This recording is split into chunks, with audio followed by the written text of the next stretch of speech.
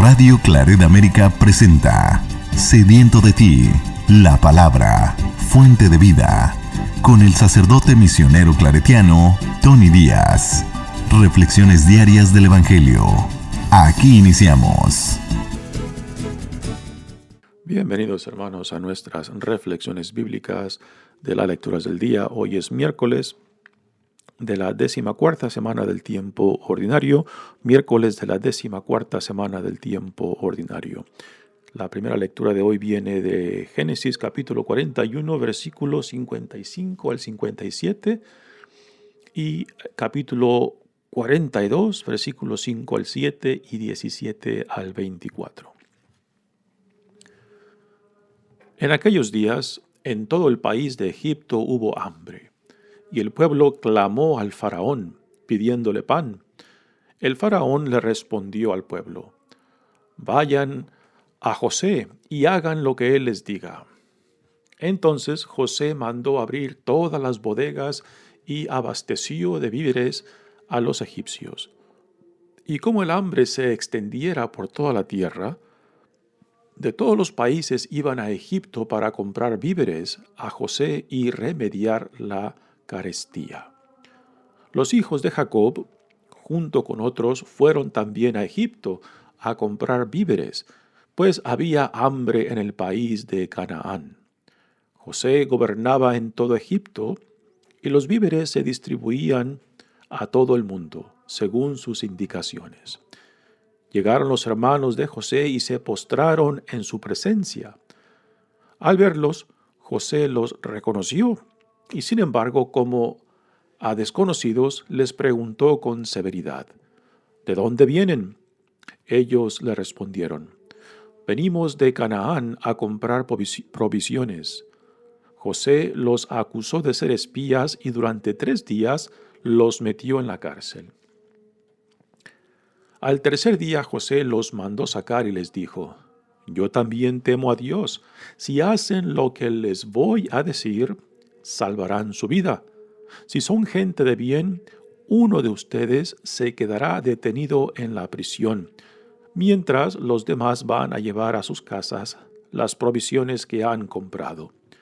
Luego me traen a su hermano menor, para que pueda yo comprobar si han dicho la verdad.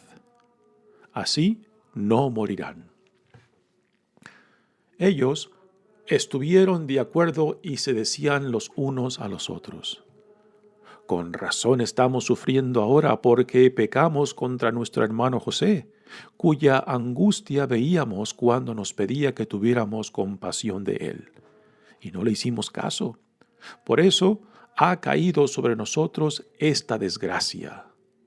Rubén añadió: «¿No les decía yo que no le hiciéramos daño al niño y no me hicieron caso? Ahora nos están pidiendo cuentas de su vida». Como estaban hablando por medio de un intérprete, ellos ignoraban que José les entendía. Entonces José se alejó de ellos y rompió a llorar. Palabra de Dios. El salmo responsorial es el Salmo 32 y el responsorio es: «Muéstranos, Señor, tu misericordia. Muéstranos, Señor, tu misericordia». Demos gracias a Dios al son del arpa, que la lira acompañe nuestros cantos. Cantemos en su honor nuevos cantares, al compás de instrumentos alabémoslo. Frustra el Señor los planes de los pueblos y hace que se malogren sus designios. Los proyectos de Dios duran para siempre, los planos de su amor todos los siglos. Cuida el Señor de aquellos que lo temen y en su bondad confían. Los salva de la muerte y en épocas de hambre les da vida. Muéstranos, Señor, tu misericordia. El Evangelio de hoy viene de Mateos capítulo 10, versículos 1 al 7. En aquel tiempo, llamando Jesús a sus 12 discípulos, les dio poder para expulsar a los espíritus impuros y curar toda clase de enfermedades y dolencias. Estos son los nombres de los 12 apóstoles. El primero de todos, Simón, llamado Pedro, y su hermano Andrés, Santiago y su hermano Juan, hijos de Zebedeo, Felipe y Bartolomé, Tomás y Mateo, el publicano, Santiago hijo de Alfeo y Tadeo, Simón el cananeo y Judas Iscariote, que fue el traidor.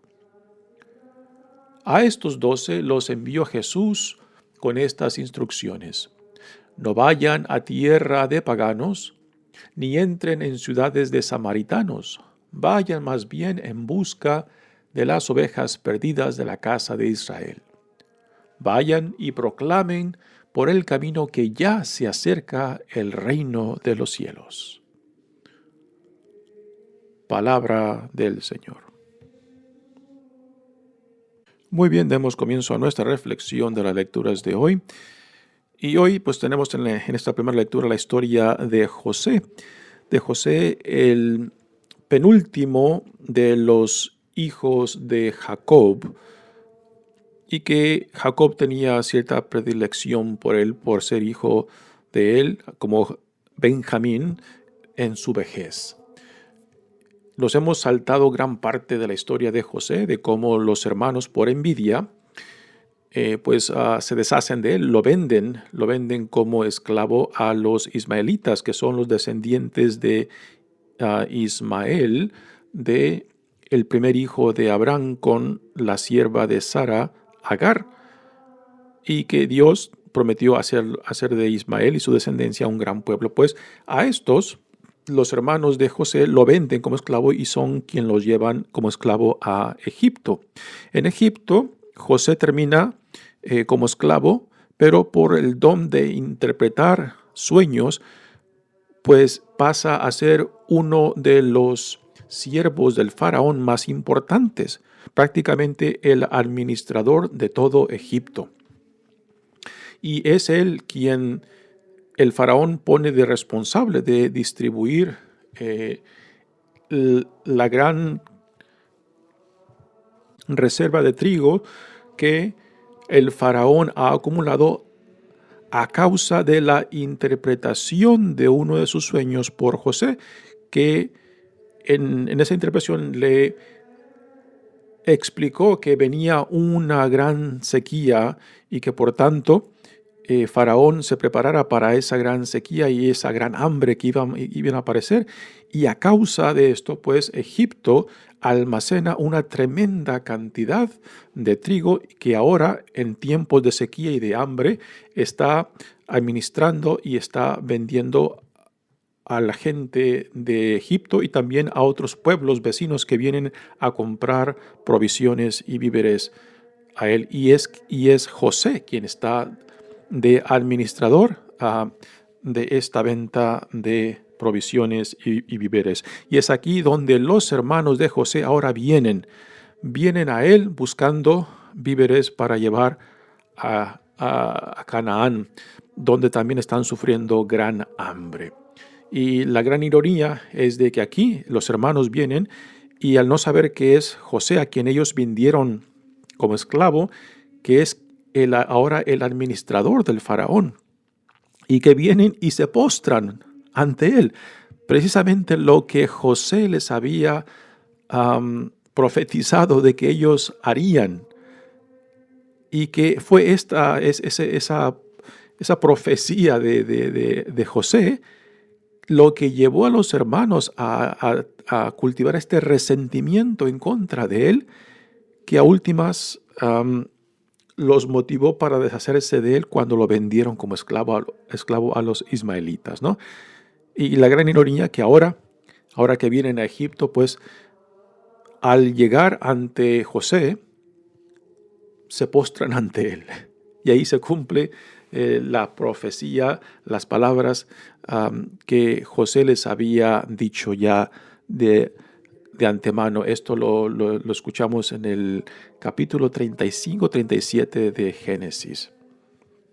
Así que la lectura de hoy comienza en la llegada de los hermanos de José, que han venido en busca de provisiones para llevar a Canaán. En aquellos días, en todo el país de Egipto hubo hambre, y el pueblo clamó al faraón pidiéndole pan. El faraón le respondió al pueblo: vayan a José y hagan lo que él les diga. Así que ya aquí tenemos a José en una posición de autoridad y poder impresionante. Es prácticamente el administrador de todo Egipto, con una tremenda confianza que el faraón ha puesto en él. Y hemos de contemplar cómo la vida de José ha sido transformada de ser vendido como esclavo a los ismaelitas y llegar a Egipto como esclavo, y de esclavo pasar a ser el administrador más importante y de confianza del faraón, ¿no? Aquí Dios está escribiendo recto con líneas torcidas, las líneas torcidas de el celo de los hermanos de José. El faraón le respondió al pueblo: vayan a José y hagan lo que él les diga. Entonces José mandó abrir todas las bodegas y abasteció de víveres a los egipcios.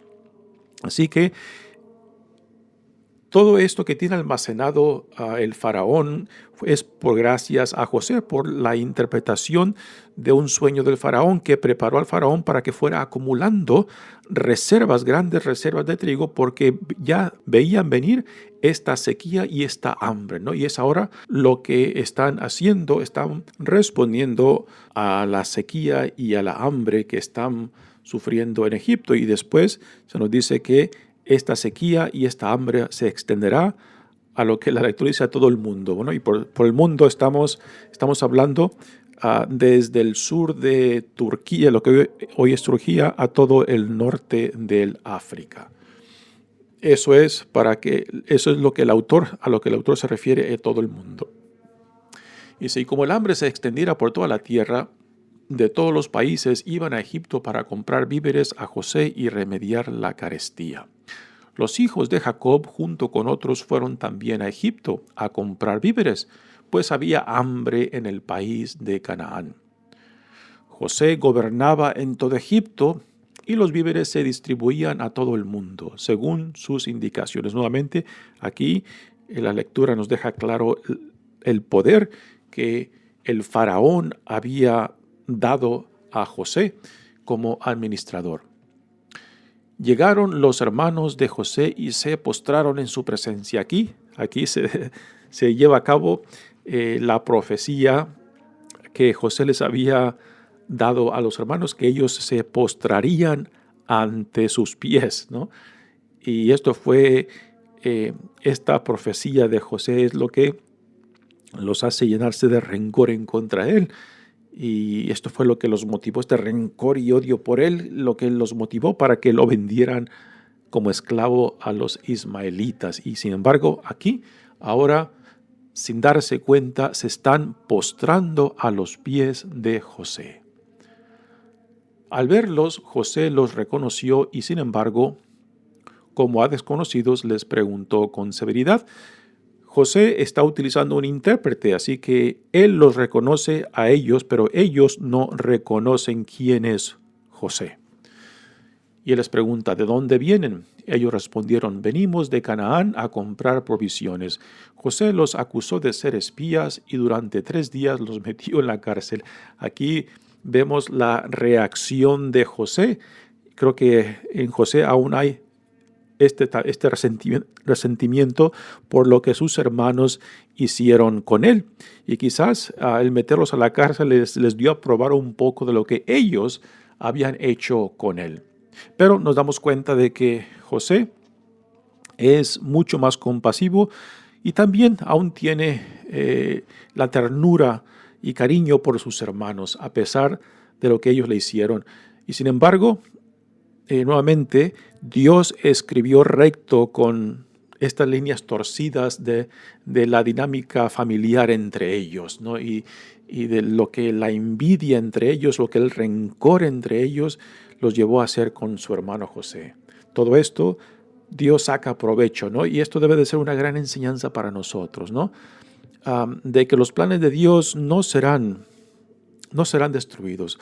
Lo que Dios ha designado, pues, se llevará a cabo de una forma u otra, con nosotros o sin nosotros, ¿no? A últimas hemos de confiarnos a esto. La dificultad es de que es Dios quien puede ver a largo plazo y a corto plazo, nosotros no.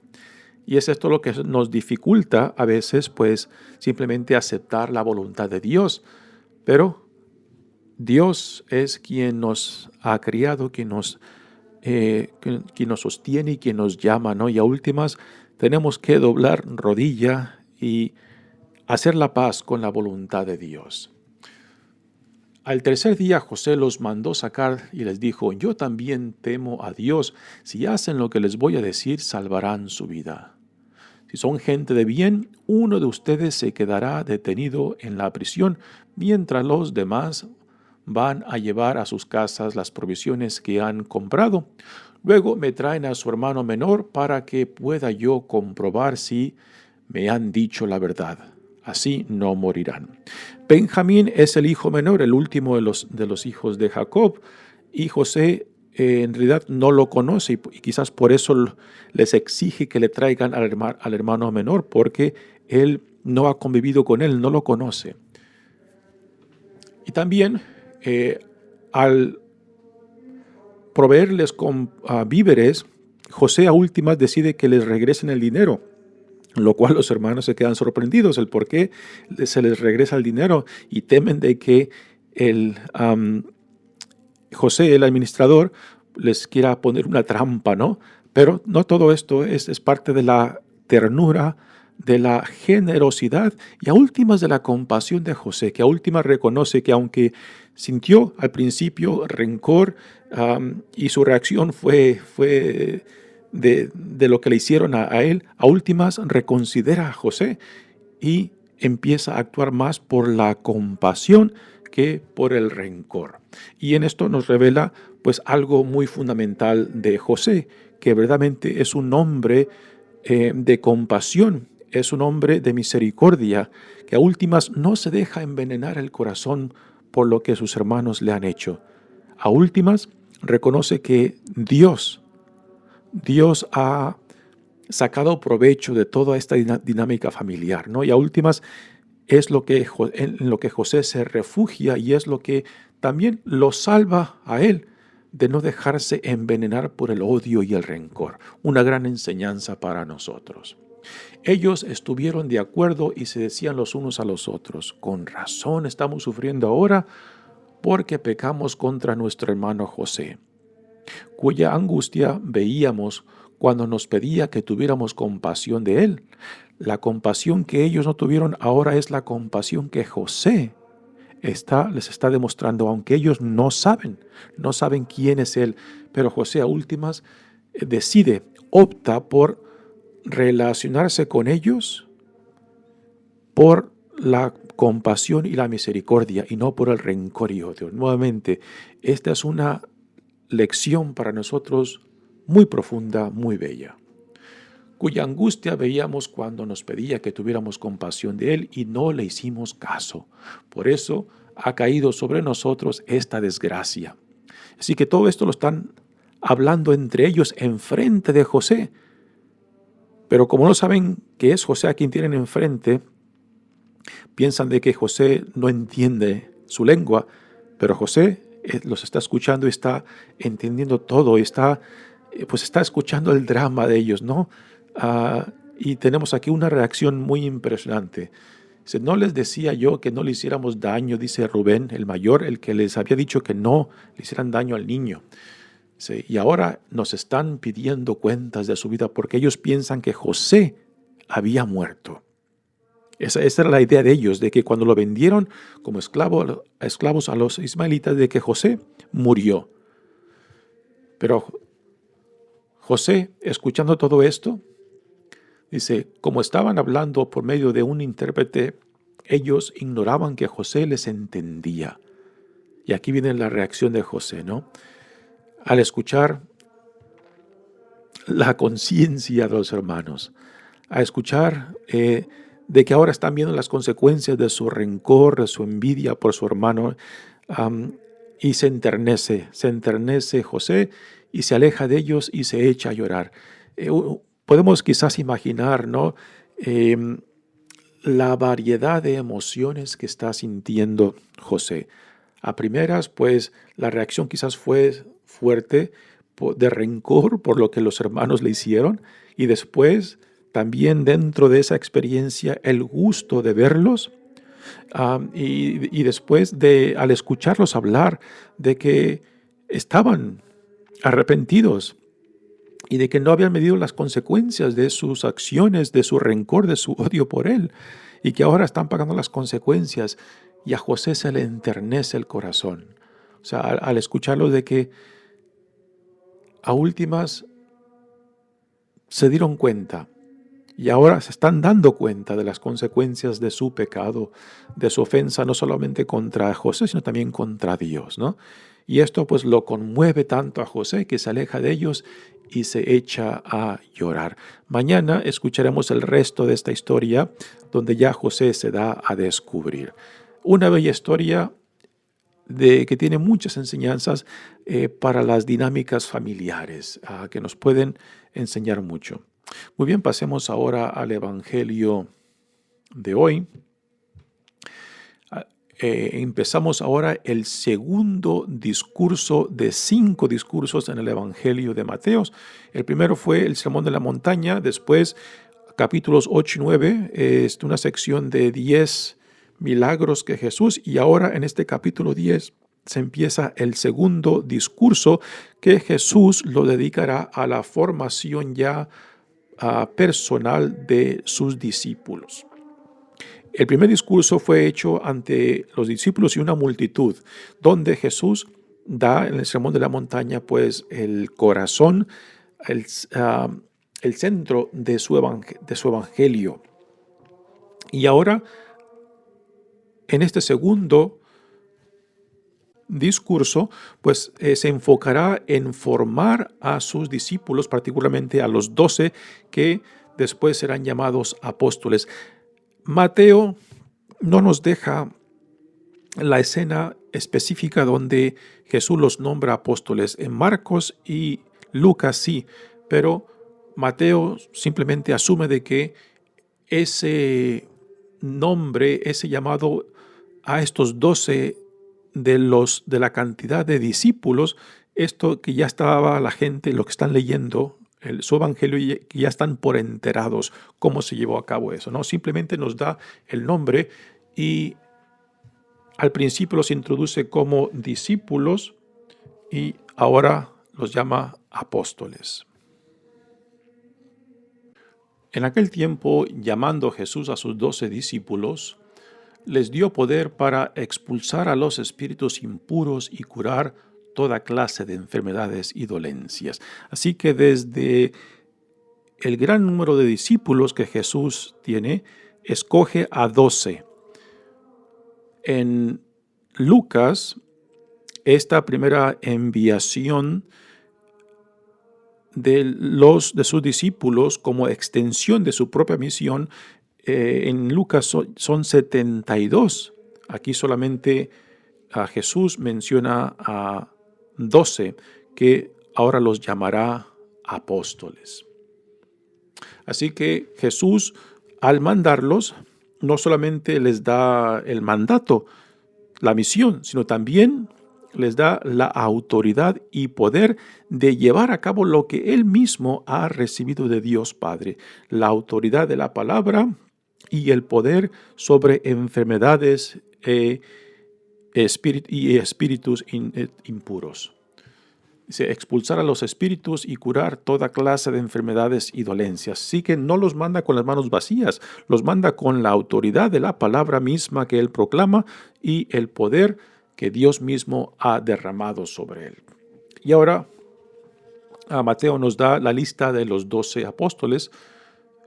hay dos grupos de hermanos y después el resto de ellos. Estos son los nombres de los 12 apóstoles. El primero de todos, el primero entre iguales. Aquí desde el principio a Simón Pedro se le identifica como el primero entre iguales. El primero de todos, Simón, llamado Pedro, y su hermano Andrés. Este es el primer grupo de hermanos. Santiago y su hermano Juan, hijos de Zebedeo, el segundo grupo de hermanos. Felipe y Bartolomé. Tomás y Mateo, el publicano. Santiago, hijo de Alfeo y Tadeo. Simón el cananeo y Judas Iscariote, que fue el traidor. Así que los nombres los menciona en grupos de dos. Hay dos grupos de hermanos y el resto es muy probable que sean conocidos. Ahora, es muy interesante el por qué Jesús escogió a este grupo, ¿no? La mayoría de ellos muy probablemente tenían muy poca o nada de educación. Es muy probable que la mayoría de ellos no sabía ni leer ni escribir. Yo creo que aparte de Mateo, que es un publicano y que por tanto tiene que llevar libros, probablemente sí sabía leer. Quizás Judas Iscariote era también uno de los más preparados, sin embargo fue el que termina traicionando a Jesús, ¿no? Y nuevamente, y es impresionante, y hoy podemos preguntarnos el por qué Jesús se rodea de este grupo, ¿no? Uno pensaría, bueno, ¿por qué no escogió de la crema innata de su sociedad, ¿no? De los más preparados intelectualmente, de los que más educación tuvieran, ¿no? Pero no, es una mezcla de ellos. Varios de ellos son pescadores. Sabemos claramente que Pedro y Andrés son pescadores como Santiago y Juan, hijos de Zebedeo, puesto que es ahí en su oficio de pescadores donde Jesús los encuentra y los llama y donde dejan todo para venir tras de Jesús. El resto de ellos son conocidos entre ellos, aunque Mateo quizás no, porque era publicano, era recaudador de impuestos y que por tanto era odiado por el pueblo judío por ser visto como un traidor ante el pueblo, porque recogía los impuestos para el imperio romano. Y Judas Iscariote, pues que termina traicionando a Jesús. Y después dice el Evangelio, a estos 12 los envió Jesús con estas instrucciones: no vayan a tierra de paganos, ni entren en ciudades de samaritanos. Vayan más bien en busca de las ovejas perdidas de la casa de Israel. Esta fue la intención primera de Jesús mismo, de ir primero a las ovejas perdidas de Israel. O sea, aquellos que estaban descarriados, aquellos que aún no conocían a Dios, ¿no? Y es esta misma indicación, este mismo mandato les da Jesús a sus discípulos de que se limiten solamente al pueblo judío. Aunque Jesús mismo después será sorprendido de que el Espíritu de Dios, aún para Jesús, le va indicando que va más allá del pueblo judío. Tenemos el caso de la mujer sirofenicia, donde Jesús se encuentra en Tiro y Sidón, en la costa del Mediterráneo, en región pagana de los fenicios, y es ahí donde esta mujer sirofenicia se le acerca y se da cuenta Jesús de que esta mujer no solamente tiene fe, sino también una fe más profunda que él ha encontrado, que no ha encontrado ni entre su propia gente, ¿no? Tenemos el caso también después del soldado romano que viene a pedirle a Jesús que venga y sane a uno de sus siervos, ¿no? Y le dicen, simplemente da tu palabra porque yo soy hombre de autoridad, y cuando le digo a alguien, ven, bien, y cuando le digo, va, va. Y Jesús se queda admirado, porque ni entre su gente ha encontrado tal fe, ¿no? Así que Jesús mismo es sorprendido por el Espíritu de Dios, que le va indicando que aunque Jesús se limita solamente al pueblo judío, el Espíritu de Dios lo va empujando más allá del pueblo judío, ¿no? Así que esto lo vamos a ir también, lo van a ir descubriendo los discípulos, de que aunque Jesús simplemente los limitó al pueblo judío, el plan de Dios va mucho más allá de los límites del pueblo judío. Ahora también digamos algo acerca de esta distinción entre discípulos y apóstoles, porque es una distinción que vale la pena hacer, porque aunque a veces escuchamos que intercambiamos el uno por el otro tan fácilmente, pues en realidad un discípulo y un apóstol son llamados muy diferentes. La palabra discípulo viene del latín discipulus, que viene del verbo dicere, que significa aprender. Así que un discípulo es un estudiante, alguien que sigue a su maestro y que va asumiendo las enseñanzas del maestro. Un apóstol viene del griego apóstolos, que viene del verbo apostelo, que significa alguien que es enviado en una misión, similar a un embajador, ¿no? Así que un apóstol es alguien que es deputado para enseñar a otros lo que él o ella mismo ha recibido del maestro. Así que los apóstoles han sido deputados para extender la misión que Jesús mismo ha recibido de Dios Padre, ¿no? Ahora, nosotros también por nuestro bautismo hemos sido atraídos a Jesús y al reino que Dios inaugura en él, y que por tanto también somos discípulos si asimilamos las enseñanzas de Jesús, pero también porque hemos recibido el Espíritu Santo en nuestra confirmación, pues también somos llamados a compartir con otros lo que Dios mismo ha hecho en nosotros y que ahora quiere continuar haciendo por medio de nosotros. Así que implícitamente identificarnos con Jesús y el Espíritu que Dios nos ha dado es también ser discípulos y apóstoles, siempre y cuando nos identifiquemos con Él. Ahora, pero después tenemos el caso de Pablo, que no encaja en estas definiciones de apóstol, ¿no? Porque Pablo no conoció a Jesús en vida, sin embargo, él también se aplica el título de apóstol. Y es el apóstol Pablo quien nos ha dejado, en realidad, la interpretación de Jesús que más ha influenciado en la iglesia, a pesar de que Pablo no conoció a Jesús en vida. Sin embargo, la tradición apostólica está fundada particularmente sobre aquellos que conocieron, que convivieron con Jesús. Pero Pablo no fue uno de ellos, y sin embargo, sus cartas son los documentos del Nuevo Testamento que más han influenciado nuestra interpretación de Jesús. Algo muy interesante. Mi nombre es Padre Tony Díaz, misionero claretiano. Que Dios los bendiga. Radio Claret América presentó Sediento de ti, la palabra. Fuente de vida. Sus comentarios son importantes. Contáctenos en radioclaretamerica@gmail.com.